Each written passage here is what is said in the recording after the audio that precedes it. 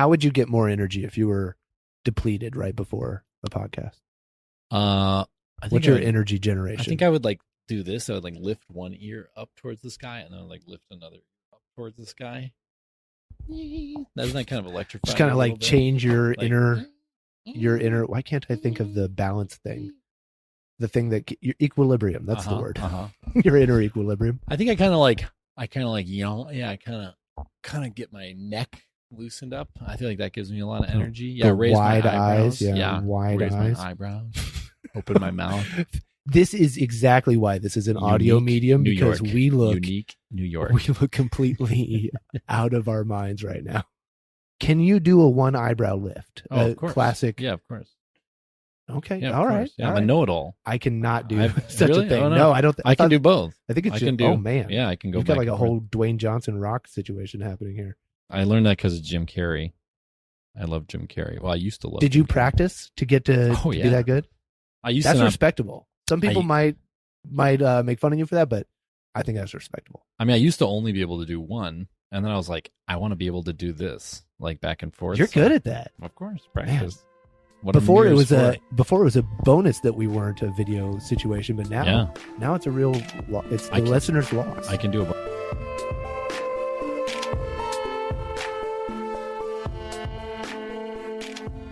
I can do a bunch of weird things. I can do a tongue thing. Right? Let me describe. Adam has just turned his tongue into, I want to say, the skin of a Shar-Pei. Yeah, is the closest I can say. Multiple wrinkles. I was thinking like a clam shell, like the edge of a deep sea clam shell. That's an intense ripple around a tongue in a direction it doesn't. It's not supposed to ripple. I don't think. Some people can do one roll. Yeah, I can do that. And some one people roll can tongue. Do 3. Right? That I have never seen in my life. But nobody can do 2, and I can. Nobody can do that.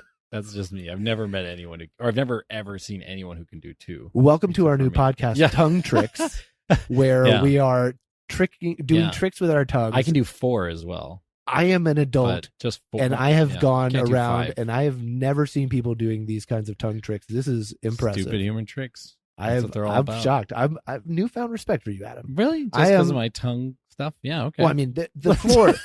I don't want to admit this. Low. The floor was really low. It didn't take a lot, but newfound respect. All right, let's just focus on the positive.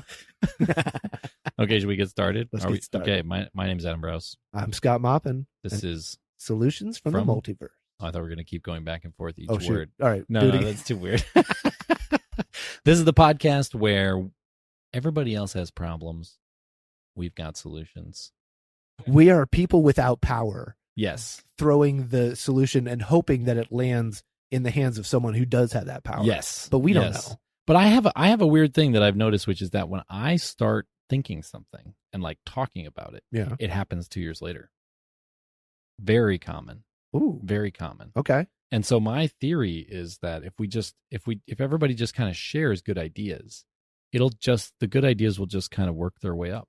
I think that's so solid. Having new ideas. So let's do another one. Should we do another one? This is going to be super based. This is like I'm worried about this one. It's not controversial. Based is good though, right? Based, I'm old. Based is good, but based also means like it can be a little bit like it can step on people's toes. I just want to have a disclaimer and say I am entirely in favor of the liberation of all beings, entirely anti-poverty, entirely an ally to everybody, including I'm a huge advocate against mass incarceration, and I believe I honestly think you could call me a prison abolitionist. So I actually believe we should abolish prisons. Like the Netherlands has already done this. It's not like an impossibility. Okay. The Netherlands have closed all their prisons. If you go to prison in the Netherlands, you just have to do home stay. You have to home arrest.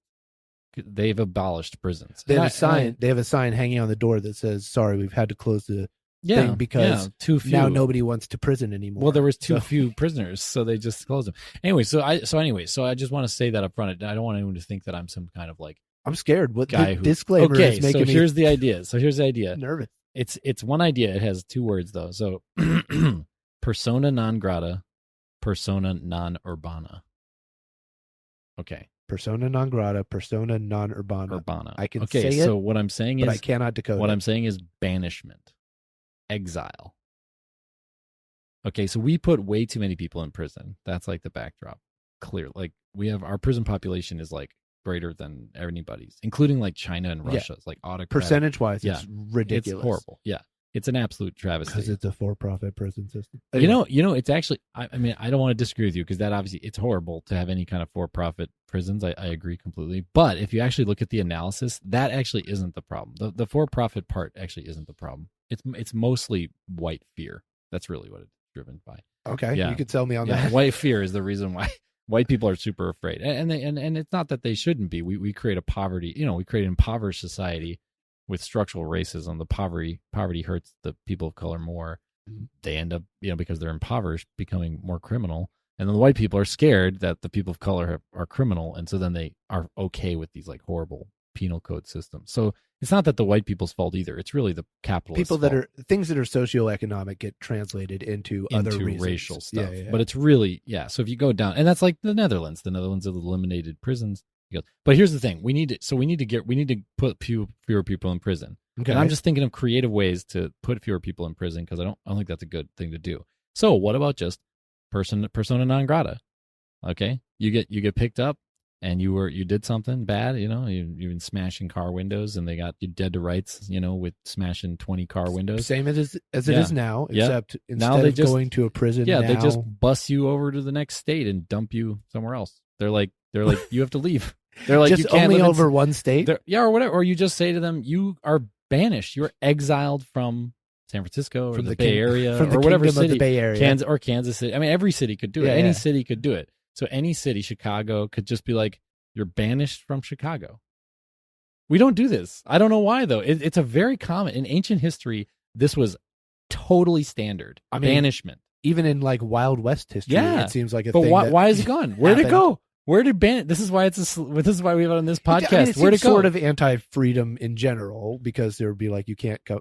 Also hard to enforce, but I guess what you're you locking do is people up in a prison. That's anti-freedom. Instead of a warrant saying like go get this person, it's a standing thing saying if you find this person within the city, then they're in trouble. Then they can go to prison maybe. Oh, I was going to say, then what's their punishment? Being banned? No, we still have prisons. We're putting you this is like giving another tool in the toolbox, right? For public safety. Because what should really our penal code and our justice system do? It shouldn't actually be to punish people. It should be to promote public safety. Mm-hmm. That's like the fundamental thing that anybody who's anti-mass incarceration, this needs to be our like standard saying is like, mass incarceration doesn't make society safer. That's the right. And so if you're actually trying to make a safety society, a society based on public safety, rather than a society based on like I don't know, rapping knuckles, like punishing the bad, instead of just making the world as the country as safe as possible. I'll put it in drastic and pretty interesting terms. Every year, the same number of people get out of prison as people who get master's degrees.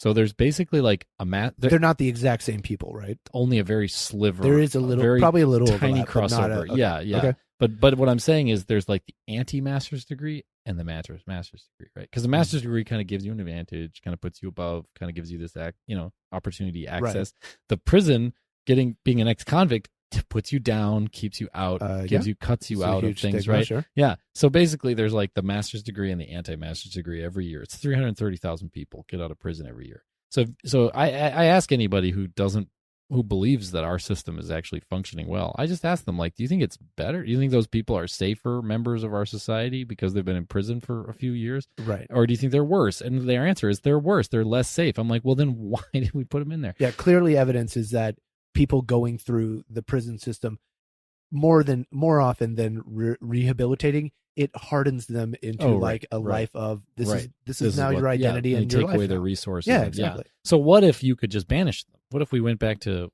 Wild West or just ancient Athens kind of exile? And it could be urban. That's why I was saying persona non urbana. But you could do it at any level. Like a state could do it too. Like you could be like California, banished, and then you could get banished from multiple states. California, and then you're banished. Yeah. Hey, you banished. Yeah. Oh, did you break into the house? You banished. You banished. Sorry, you banished. You could be the judge for this. You banished. No. Yeah, I think you set me up good because you, with the disclaimer and then the persona non grata, I was imagining like your helicopter dropping people onto a Spikes man-made island in the middle of an ocean where there's no. They're hunted. They're hunted for sport. We're Lord of the Fliesing people, you know. Yeah. No. It's not that bad. No, this sounds way more reasonable. Yeah. And also, I think it'd be cool. It would be kind of like Wild West because you could be like, I'm banished from 5 states. Right? That's interesting. I would, not want to run into that person. Yeah, probably. right. Should, right. And then they could be like, yeah, they're living in like some state, and why are they living there? Well, because I was banished from all these other states. Oh. And it's way cheaper, right? Because prison costs like $35,000 a year per prisoner. Can you imagine how much money that is? That's minimum wage is like what, $7.50 an hour times 2,000? That's only like $18,000, $16,000. If you go into prison, you get double the amount of money is spent on you every year just to keep you in prison. Right. It's insane. If you banish them, it's free. I mean, you might have to pay $500 to get them out to physically deport them, right, to the others, to somewhere else. But otherwise it's free.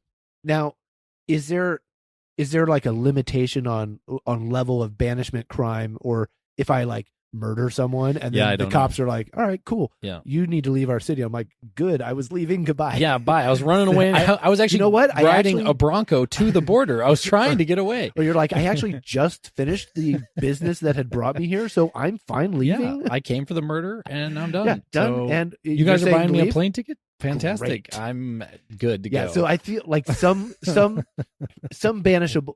Some stuff would have what to be, would be banishable and what would be, or what are the parameters on this? I mean, murder is pretty bad, and I just want to. I'll agree, murder is pretty bad. And I just want to point out though that our prison system, if you just put like violent criminals in prison, it would be like 1% of our prison population. Way tinier. Like it would just be like nothing. Uh-huh.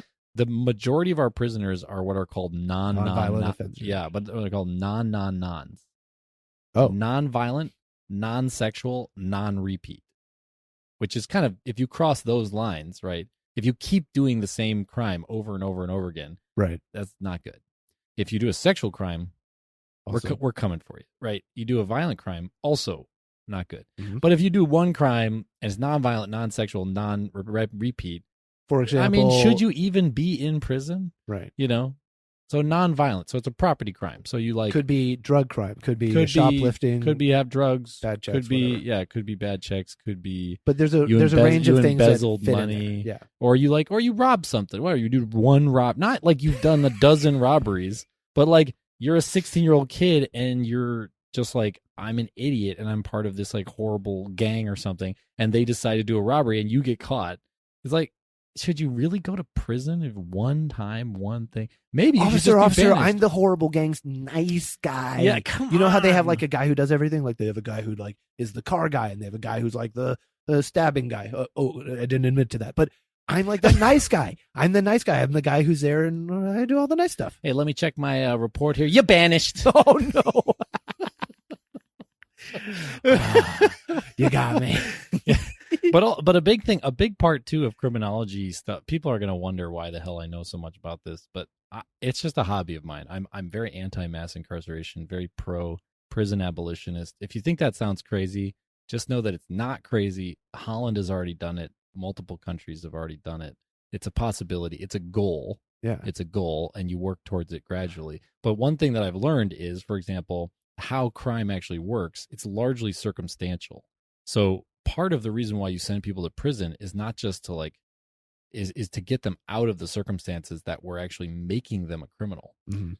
If you just let them out again immediately and put them directly back in that neighborhood surrounded by those people, they immediately have all these known associates that are then helping them to be expect criminal. Something different from that environment is foolhardy. And there's actually interesting research that if you put people in prison for too short of a time, it also has it actually has an even greater negative effect than keeping them longer. Mm-hmm. Because if you put someone in prison for 6 months, it totally screws their life. They lose any job they had. They lose their home, right? Because they're not going to pay rent. They don't have any money, and their renter, the landlord's going to rent it out to somebody else.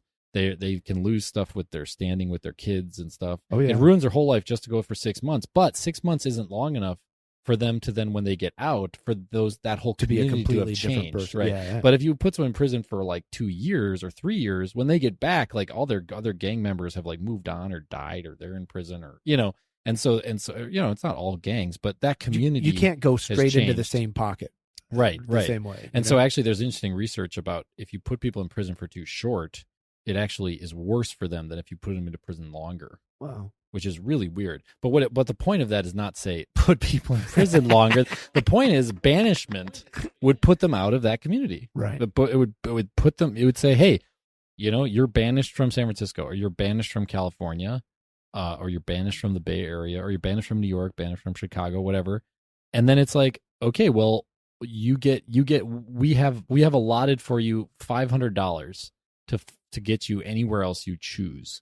And then that person could just choose where they want to go. They could be like, fly me to Reno. I have a brother in Reno. I want to go there. Or fly me to, I want to go to Dallas. I have a friend in Dallas. That's a better place for me to be right now.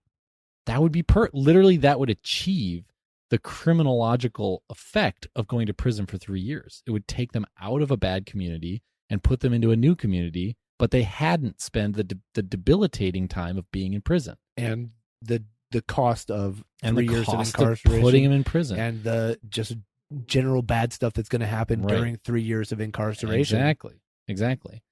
Because a lot of people, I take my information from televisions and movies. So a lot of television and movie shows. Yeah, but my understanding is people can go in for a certain amount of time and then get into fights or do things inside, and their time gets extended. And all of a sudden, your small amount of time is a little bit longer and a little bit longer and a little bit longer.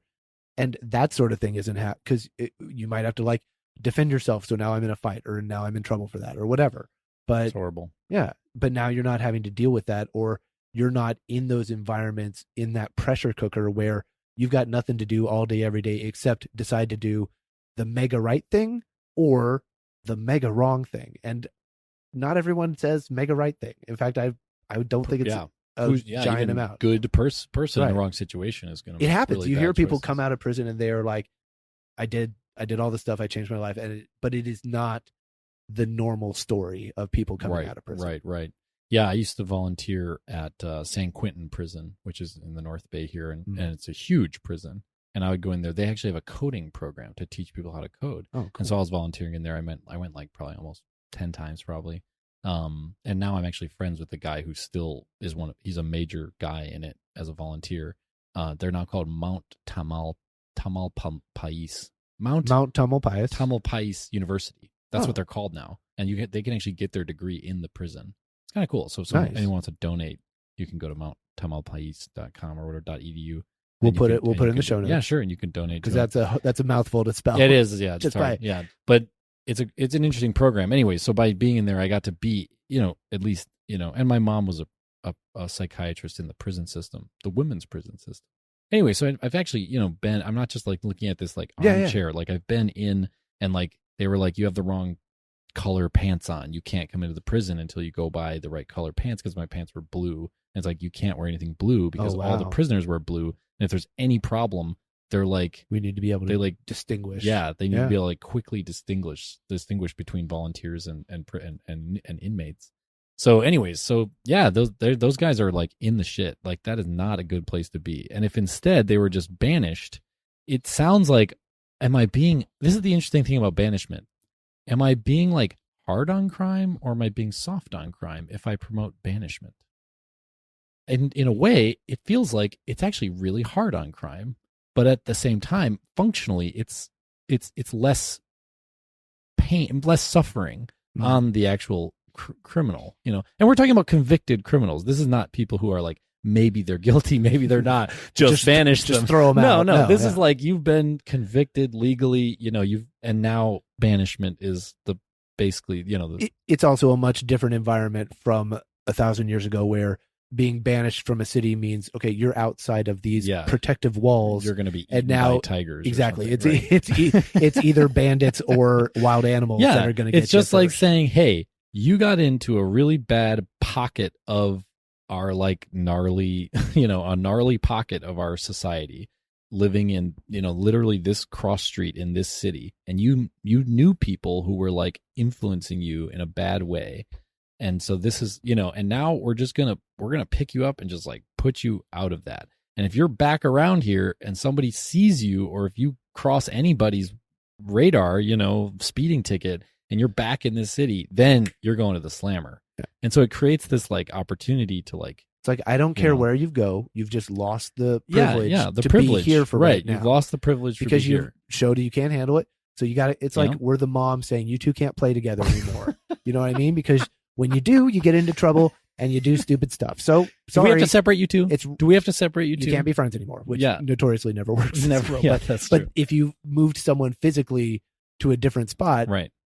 It would make a big difference. That's a lot different. Yeah, it would make a big difference. Yeah. Now, probably the pushback would come from like, no city's going to want to be the recipient of any banished people. You're gonna take arrows from both sides for sure on this idea. But I think if you say, look, California or like San Francisco's DA doesn't decide where they go, they decide. Like they're just going wherever they want to go. They're a citizen still. Right. Like they're just a banished citizen from a certain area. Whatever. Like maybe they'd have to register when they get there and be like, yeah, I'm banished from this area. I'm banished from Chicago, but I moved to, Kansas City. Maybe he or she has to register with the police station when they get there and say, hey, I was banished in Chicago for this, but now I'm here and here's my address. And in a world where this is a system where this is how it works, you now have a system that was formerly a parole system for people getting out of prison who could be theoretically shifted over to like check in at a place every so often and just be like, hey, it's going okay. Yeah, cool. Yeah. Parole's interesting. The problem with parole is that people like accidentally break their parole all the time just by classically in the past and still now in many places, it's because they have some weed on them and that like breaks their parole, which is like idiotic, of course. But also a number of a giant percentage of the people incarcerated are for drug crimes. This banishment, I mean, we came into this, I didn't think this through, so we're still kind of working on it, but actually in some ways I think this might be like really bad or like really violent towards, although when you think about it, okay, it is, but the question is not whether it's not violent towards the inmate. It is like this banished person is like, what if they have kids? Now they're being like banished to where their kids don't live. It is horrible, but go to prison. Worse, right? So maybe you could be banished. You could now have Skype calls with your kid every night. But if you go to prison, you can't have Skype calls every night with your kids, And maybe you're only banished for a number of years, just like you only go to prison for a number of years. Like you're banished from the Bay Area for 5 years, 3 years, And then you come back. And then you can come back.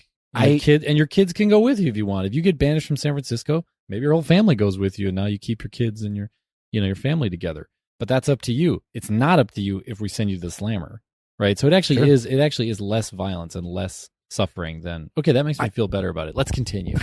Well, I don't know why this didn't pop to my mind at the beginning, but this actually sounds like a system I used to live in because I did live for a bunch of years in Japan. You banished? And the Japanese banish? During my stay there, I had 3 friends or 3 like other English teachers that I knew who got hemmed up on different charges. 2 for weed and 1 for like a visa violation. He was working at a bar on a visa that said he should be a teacher or whatever. So what happened is in 2 of the cases, you banished is what happened where they deported. They said, all right, here's the thing. You can either stay here and take on the criminal, like we'll do it with you, or you get on a plane tomorrow out of Japan and you're not allowed back in for 10 years. These are your choices. Wow, and so they would go, obviously they would go, without we're any, leave. But that means they weren't convicted. No criminal things, but they're on a banned list for getting back into Japan. Yeah. They're not going to, like my friend who went back to Canada wasn't going to do anything to him about a weed situation. They don't even know. Yeah. And so that is what happened. And the hardship was you have to buy an international ticket on 1 day's notice, which is quite expensive. Oh, yeah. And they're just like $10,000. You're like, well, what if I can't afford it? And they're like, well, we can put you in prison. They're like, okay, I'll figure it out. I'll figure it out. But that happened in 2 of the cases. One of the cases, she got put into a Japanese prison situation for a few months before then going through the process of being kicked out for 10 years and that sort of situation. So she didn't take the bargain, and then she ended up I think she did not have the option for this one, but she did something bad. Hers was crazy. Actually, she didn't. A person outside of the, I'll probably cut this out. A person outside of Japan mailed her a candle, and inside the candle they had hollowed out a spot and put a bag of weed in, and Japan was like, that's cute, because they x-ray all their packages. And they said, interesting. Okay, what's the address where this is going to? Let's go arrest them. They went right to that person. So she didn't even receive weed. She just had it sent to her. And I think they went and they found like a pipe or something at her house. And they were like, this is Japan. We don't play around with this. Whoa. So she went to jail for for like 3 months, and it was not for weed. She didn't speak Japanese, and they were not having a fun time, like trying to do things slowly. So it was I think I don't know much. So this is something I don't know anything about, which is that the case in America too? Like if you are someone was saying, I'm on an H-1B, so I don't want to get arrested for anything because I would be deported. And I was like, really? Like, holy shit. Like you'd be like immediately deported if you broke the law. I mean, I guess it makes sense. Like you're here on a privileged basis. Like your status here is a privilege, not a right. Like you're not a citizen, and therefore, if you break the law, like that's not good. You know, like we don't want international criminals around. So yeah, I guess in a way we do this already. I think. I mean, I don't know how it works in America. I don't think it's just like you're not convicted yet. I think in America you'd still be convicted before you would be deported. You'd have to be, because America, due process for everybody, right? Or do you not have due process? I really don't. I've never. Anyways, it's not really. Yeah. I mean, I don't want to cut you off. Yeah, but it's not important, right? Because the point is not for us to like. We don't have a ton of foreigners in our prisons. Like that's not the problem. That's not the problem. Is our citizens. Yeah. Yeah. So, but do you domestically banish, and then do you federally banish? But so you could state, city. Could you banish from counties? Could you banish? You could banish from counties. Well, and I was bringing it up because it was. Japan's an island nation, so banishing from Japan is a much more enforceable sort of situation. Right. And it definitely worked as far as like keeping people I don't know, it's like a serious thing that people wanted to avoid. So it was an effective deterrent, I think, in a lot of ways. Right. Yeah. Well, this is an interesting criminology thing too, is actually deterrents don't work. Most crime is just situational. So you're not like thinking, do I crime? Like, do I do a crime? What is the payoff? What is the risk? Like, right. Criminals are just like, mostly are just like, I mean, most sort of run of the mill criminal. White collar criminal might be doing the kind of risk, if I go, if I embezzle this money, what are the chances? How much money am I getting? How will I cover my tracks? But like most criminals that we're thinking about, like robbers and, thieves and weed dealers and stuff, like they're not thinking like, they just are doing it because that's how they make money. They know how, they know how to do that, so they do it. They know how to get drugs, so they sell them, or they know how to break into houses, so they do it. It's not as thought out. I mean, which is not surprising. These are not like the highest educated people in our society. These aren't they don't have, as much, not that they're not smart. They can be incredibly smart.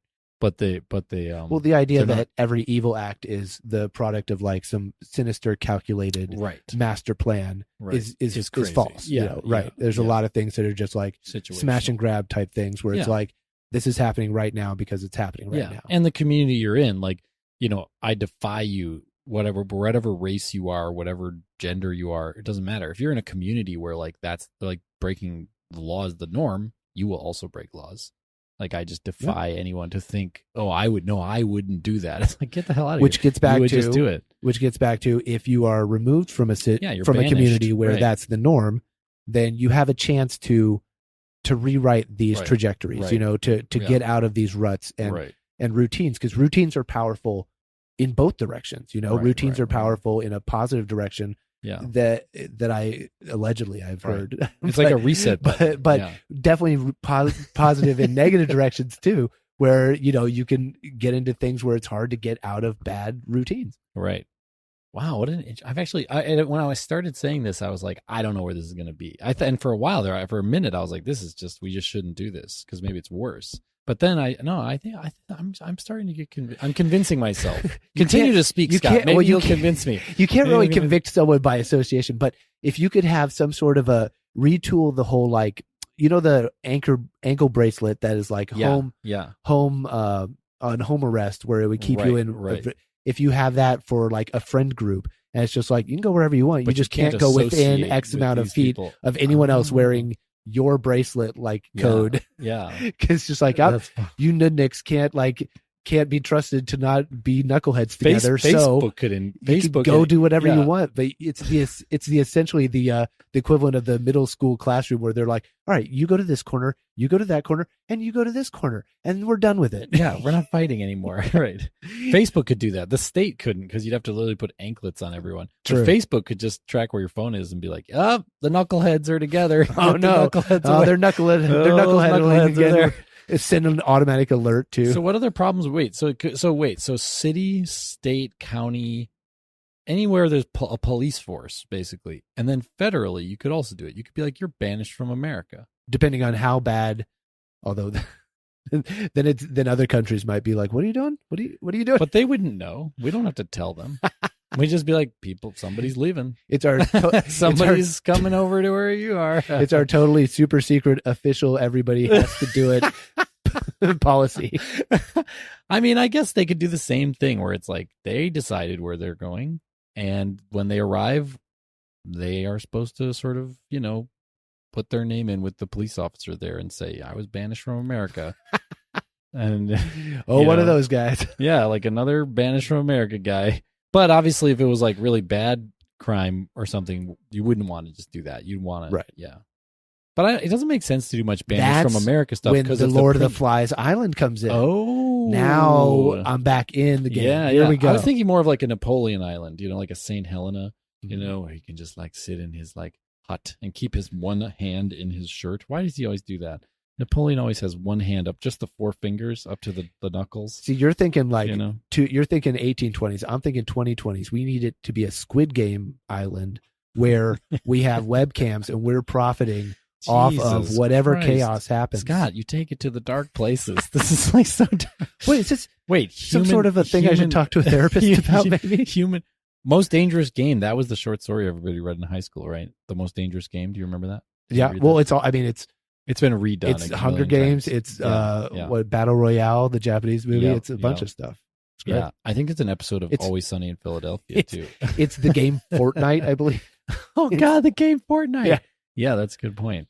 But the banishment. So I think this should really be a tool in our penal code toolbook, because it's less suffering. And as far as I can tell, and I'm sure someone else, and we'd have to do this as a trial first and see and track. And survey people when they were banished and see what they did and ended up doing, and contact There'd have them. to be a use case for who would benefit from banishment. Yeah, that sounds weird, but who would benefit from banishment? Yeah, or not benefit, but not be as just totally strung out. Well, it would be beneficial in this case for society. That would solve the problems versus this other case where banishment wouldn't necessarily work. Right. Like the banishing murderers. That's insane. You wouldn't banish murderers. You put murderers in prison. The point, and when I say I'm a prison abolitionist, I don't believe not putting people who should be society needs to be protected from them. Right. The Dutch didn't get rid of prisons by just not putting prisoners away. They made their society so there were no prisoners. There were no it wasn't we make law. Murder legal. It was we make murderers not happen. Yeah, not happen. Murders just don't happen. So then they don't. We've looked at why is this happening, right. and we've and tried like the to 5 solve murderers they have a year, they just put on house arrest. They don't have prisons, and then so essentially it's a prison abolition system. But anyways, but there's a lot of things where I think where a lot of the crime, and maybe this could be on the discretion of like the prosecutor who hopefully is like a public safety minded prosecutor. They say, hey, this criminal, the reason why they're criminal is because they're like in a place. It's a place based thing. Well, we're gonna take them out of that place. We're gonna banish them. Change the circumstances. Change the circumstances. And maybe if you're like, hey, I was banished in Chicago and I moved to Kansas City and I got banished in Kansas City, that is then in that court case, they're like, you were banished in Chicago and now it's kind of not a non anymore, because now it's like a repeat. Right. So in a way, it's not saying you're never going to go to prison. People are just always going to be banished and pushed around the country. It's just saying you're not going to be banished for like your first offense. The person's like, a second chance is different than a second chance. Yeah. Or maybe even you get a second chance in your city and then you get banished and then it's like, no, 3 strikes. I'm just there for the banish hammer. I want someone who is in the court with an impressive style, like maybe bigger than a gavel. And when they come down and they go, "You banish," boom, like a drop off. Yeah, bam. Yeah, the banish. What do you call it? The banish hammer? The banish hammer, not the gavel. This is completely separate from the gavel. Completely separate. Because gavels are actually pretty like weak looking when you think like they're like no. Well, I would never say that. If there's any judge listening, I think gavels are incredibly impressive. Super cool. Super impressive. I named my dog Gavel. It's my favorite thing in the world. Proceed, Adam. I still think the banish hammer is pretty metal. Pretty metal, the banish hammer. It would probably look impressive. I would hope. My idea, I guess one of the reasons I had this idea was because there's a really interesting book that I read some of it. Okay, honesty policy. I didn't read all of it, but it's an interesting premise, and it's called The Meaning of Life. And it's by, I think, the president of the Innocence Project, which is like a lawyer group that like fights for people's innocence. And they historically have used DNA evidence to like exonerate a lot of people who are in prison, even though they didn't do anything. It's like 5% of prisoners are innocent, and anyways, so the Innocence Project is really interesting, and they obviously are fighting mass incarceration and fighting for a more just society. And he wrote this book called The Meaning of Life, and what it means, he said we could make an episode about it, but he already wrote a book about it, so it's not a new idea. So he says we should abolish life in prison because are we really scared of like 70-year-olds doing crimes? Like, no, we're not. And are we really scared even of 65-year-olds or even 60-year-olds doing crimes? Like, crime is a young man's game, largely. It's a man's game, and it's a young man's game. Old people and old men, especially, they're not doing crimes. Like, seriously, they're not. Scary crimes, yeah. You seem, or like, yeah. I mean, they might be smoking weed, which is, I guess, still illegal. I mean, we're in California, so we're like, whatever, smoke weed all you want. But I guess it's still illegal in some states. Yeah, it is. Yeah. But it's very few, anyways. There might be still criminals who are old, but it's very few. So the question is, like, if we get rid of life in prison, what he calls he calls it the meaning of life, it would actually downgrade all the other sentencing, because you have the rest of your whole life is a possible sentence. Mm-hmm. Then you can give people like 30 years in prison for like something, when really it's like if there was a max, like Norway has a max imprisonment of 12 years, I think, or 17 years. You can't be put in prison for any more than that. It's illegal. There's no such thing. And so even the guy, this is actually horrible, but the guy who like murdered all the kids on the island, like did a mass shooting. This doesn't sound like a great killed like 20 example. Children. Well, this is not banishment. We're not advocating for the Meaning of Life book. But anyways, the point is, yeah, I don't know. Norway might have to do like a session of Congress to put that guy behind bars longer or whatever, right? But which is fine. Their Congress is like 50 people who know each other and can like do things, right? But and it's such a special case. But the point is, if you get rid of if you get rid of life imprisonment, you lower all the other sentences, and that's a smart thing to do, mm-hmm. and it like improves the whole penal code. So I wonder if this is the same thing. Like if we just give this other tool in the toolbox of prosecutors and defense attorneys, to make plea bargains and say, hey, we're going to put you away for this long, and the defense attorney can be like, come back and be like, no, we really think banishment's the better choice. Like, there's another tool now to try to like have there be a what is it called, like a punishment. But maybe a punishment that deals with underlying causes, like these social causes of crime or circumstances around crime, but then also is not as damaging to mm-hmm. the actual convict. And they have parallel versions of this for like, if you're dealing with a substance, the judge can make you go to a rehabilitation situation. Right. Or if you're dealing with a mental situation, they can put you in a medical situation instead of but if you don't have, maybe it's not a substance, maybe it's not a mental thing, maybe it's a situational thing like you're talking about, they don't have this tool, and this is a good tool that would be able, that you can use. There could be interesting, this is another dimension of it that I don't know how it would pan out, but there might be, so what would I think would happen, which is not good, but might happen, is people would probably do reciprocal banishment agreements. Like, Chicago, like a bunch of other cities would be like, if you're banished from any of us, you're banished from all of us. Oh, okay, like a block list. Yeah, a blacklist, which I think is bad, but would definitely happen. Like, I think that would definitely happen. Cities would be like, oh, if you've already been, then if they've said no thank you, then why would we want will you? say no thank you to you. Yes. Yeah. So that's sad, because that would probably definitely happen, which is bad. Sure. Because then people would, this is where it becomes persona non urbana. So if you say you're banished from Chicago, and then like 50 other cities pass in their city law that if you're banished from any of these 50 cities, you can't. can't come to any of the others, then maybe you'd become like a person become who a can't wilderness live in person. cities. Yeah. You're not allowed to live in cities. Yeah. And it's just a weird, you just have to roam the earth. Yeah, you just have to. So there's these weird things that might happen. The other thing that might happen, which would be a good thing, would be if anyone is banished and comes to our city, we have a special like banishment integration program, which would be cool. That's cool. I mean, I'd be in favor of that. Like, hey, we understand you did something bad, but it wasn't so bad that you were like put in prison. But it was it was bad. But it was some kind of crime, and you were in a bad situation. So you were banished from, New York, and then you said, I want to go to San Francisco. When you arrived in San Francisco, you would be like put into a nice program that like got you in touch with good things and helped you get a job, and almost like a get out of prison. We know for sure you're new here and you don't have connections necessarily. Yeah. And you're a vulnerable population. And you would, and maybe you could use some pointing in directions. Right. And maybe a little social work and hey, how are you doing? What's your family situation? And do you need some mental health support or whatever it is? Did that person with the large hammer say you banished? And did that hurt? Was that traumatizing? That hurt. Are you over that? Because we've seen the hammer. It's impressive. Terrible. It's very impressive. When they said you banished, I just wake up in a cold sweat from dreams, nightmares every night. I get banished every right before the hammer hits. I wake. And also, I think there's been a lot of like James Joyce. He wrote a play called The Exiles, and James Joyce considered himself an exile, although granted it was a self-exile. But a lot of interesting like poets and from Ireland. Oh, look at this! I know something. James Joyce, Irish. So but I think there's been throughout history, there's been a lot of like exiles that then create, beautiful art and like paint, suffer this amazing art and this amazing kind of, they're like, oh, I'm an exile from, and that could come back. Someone could make a bad decision early in life and then they could be exiled and then they could continue to have a perfectly successful life. But then they would have an identity of I'm an exile. That's kind of an interesting identity to have inside of America. Like I just can't go to New York because I did something bad. Yeah.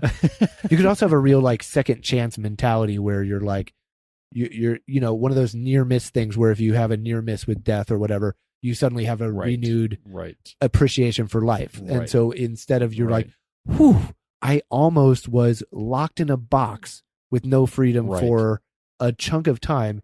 And instead I'm here, new spot, new, like I have a new look on life because I just narrowly missed that thing. And functionally, this is kind of the same as cryogenically freezing you for 3 years, right? It's because that's what happens when you're put in prison for like 3 years. This is where that research about the short versus the long things are. When you're put in prison for 3 years, you lose all this stuff economically and your family and stuff, which is really painful and hard for people to recover from.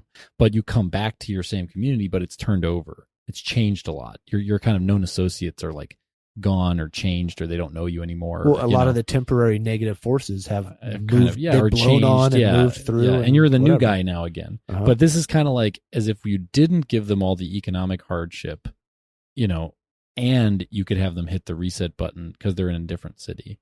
And that's hard. I won't play down that that's a challenge, but I would say that it's way less of a challenge than being put in prison for a few years and then coming out, even if you're coming back to your same city. That's harder and worse. You might lose, who knows, you could lose your wife could divorce you and you could lose your kids. A lot of criminals are now who's happens. Being negative, Adam? Well, that's if you go to prison. Oh, okay. But if you're banished, you could be like, honey, we're moving. I was so excited. I thought I caught you being she could still. Yeah, I generally stay pretty positive, don't I? All right. If we come to this was really complex. I've been thinking though. I know the first place I'm going to get banished and the reason I'm going to get banished. Okay. I'm going to get banished from Las Vegas, and it's for a lot of people are going to get banished losing millions of dollars that I don't have and then not paying. So I'll just be banished, and that sounds fine. I kind of can envision you at the end of this trip, like you're just your ties like pulled down, and you're like kind of all bedraggled, and you're like and you're getting off the plane, and you're like, I can never go back to Vegas. They're like, oh, is that tough? And I'm like, no, literally, I can't. I'm literally can't. If I go back, I'll go to prison. I can't go. I'm banished from Vegas. I like the idea too that it could expire, right? Yeah, you're banished from New York City for time. For 5 years. For 1 year. For 2 years. For 100 years. Well, not 100 years. Go think about what you've done before you come back. Which was originally the whole idea of the penitentiary. Penance. It was the place to go do penance. And it was considered to be better and more progressive than the stocks, right? Where you put in the stocks, you're tortured or killed or exiled, where you die because you're not connected to anybody, you get eaten by wolves. The penitentiary was considered to be like a progress. And maybe it was in some regards, but we got to keep making progress, you know? And I don't even believe in banishment, really. I mean, obviously I'm like a prison abolitionist. I think we can just create a society where there isn't criminality. That's the goal. Yeah, that's the ultimate goal. But if you can give more tools to people to reduce avoidable misery, then let's do that right now. Please, yeah, I like it. I'm not going to get banished from anywhere, Scott. I don't think I'm going to get banished from anywhere. You're going to get banished from Vegas? I'll get banished from Vegas right away. Right away. I don't think because if I win, I got I'm set for life. I'm very law-abiding. I walk in, I throw down one chip, and I go $1 billion on blackjack or whatever. That's how they do it. How many times have you been to Vegas? I don't think you know how Vegas works. No, I've said all the words perfectly. You go and poker the roulette wheel, and then I've crapsed. Don't worry. Yeah, I know all the gamblings. You clearly know nothing about gambling.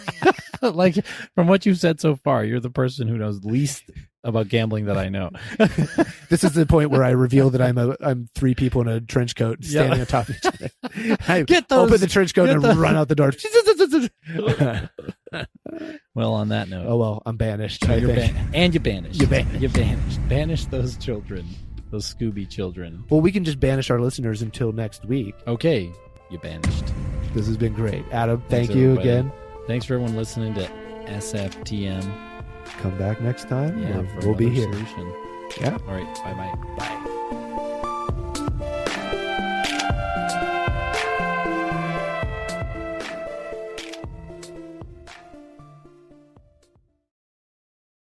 Hey there. Thanks for listening to that episode of Solutions from the Multiverse. Yeah, we're back with a little after roll. Hello. Hey, after roll. Roll that after roll. So basically, we want you to subscribe. Yeah. And rate and review and tell someone, like, take your favorite solution and send it to someone who you think would like blow their mind to hear it. Yeah. We love making the show. We're proud of it. And we're excited. We want other people to show. We know that the main way people find podcasts is word of mouth. I know that's true for me. I listen to my friends who also listen to podcasts tell me about ones, and I go, okay, I'm cluing into that. So we want to be part of that chain. So thanks for being a part of Solutions. Yeah. Thanks for joining us, and we'll see you again real soon. Bye. Bye.